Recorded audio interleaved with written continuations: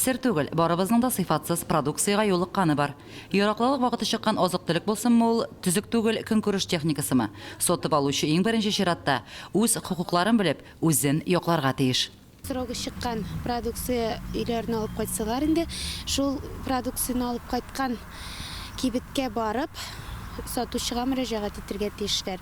Безнең инде мондый очраклар еш булып тора, һәм сатучылар мондый очракта инде алай берсенең дә каршы килгәне юк, алыштырып бирәләр, я акчаларын кире бирәләр. Әгәр дә инде сатучы каршы килсә, моны инде жалоба китабына язырга мөмкин. Сыйфат көне үткәрүнең төп максаты киң җәмәгатьчелекнең игътибарын продукцияның һәм хезмәт күрсәтүнең сыйфатына җәлеп итү.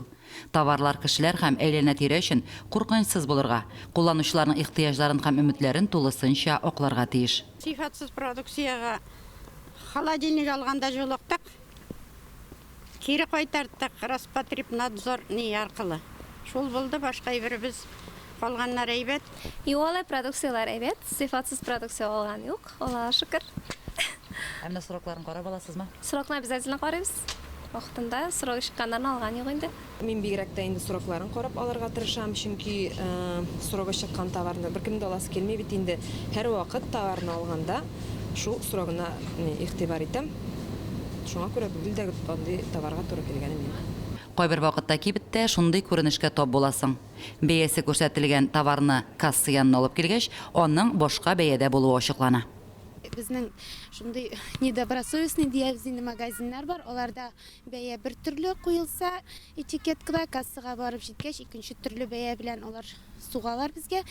Шуңа күрә үзеңнең шушындый очракка бәлик булуыңны күрсәтер өчен тиз арада шушы этикетканы инде хәзер бөтенегездә кисә телефоннары белән кулланасыз, төшереп алып, яңадан чекны күрсәтеп, менә бу товар чынлап та шушындый этикеткада шушы бәя иде, ә без сез миңа шушы бәя белән суктыгыз дип үзләренең хукукларын якларга тиешләр. Бөтен дөнья сыйфат көне кысаларында кулланучылар базарында төрле хукук бузуларны кисәтү һәм кулланучылар хукукларын яклау өлкәсендә халыкка мәгълүмат бирүне арттыруга юнәлтелгән төрле чаралар оештырылды. Җирлегебез кибетләрендә үзебездә җитештерелгән продукциягә да дегустация үткәрелде. Лилия Шәймиева, Вадим Миннебаев, Мөслим телевидениесе.